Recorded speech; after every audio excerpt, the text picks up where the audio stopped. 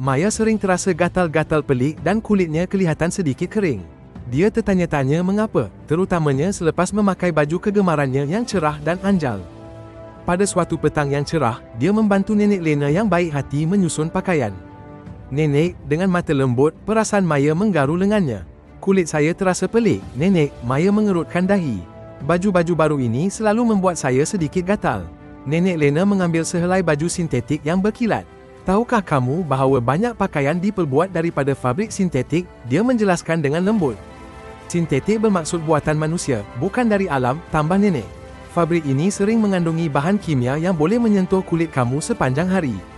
Tetapi pakaian dari gentian semula jadi, seperti kapas atau linen, membiarkan kulit kamu bernafas.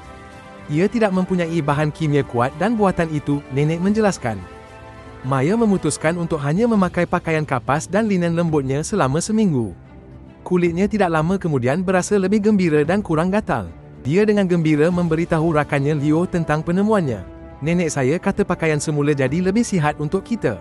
Pemilihan fabrik semula jadi seperti kapas membantu anda menjaga badan dan hidup lebih sihat. Ia adalah pilihan yang mudah dan bijak. Anggan Malay Report untuk lebih banyak kisah inspirasi. Suka video ini dan kongsikan fabrik semula jadi kegemaran anda di bawah.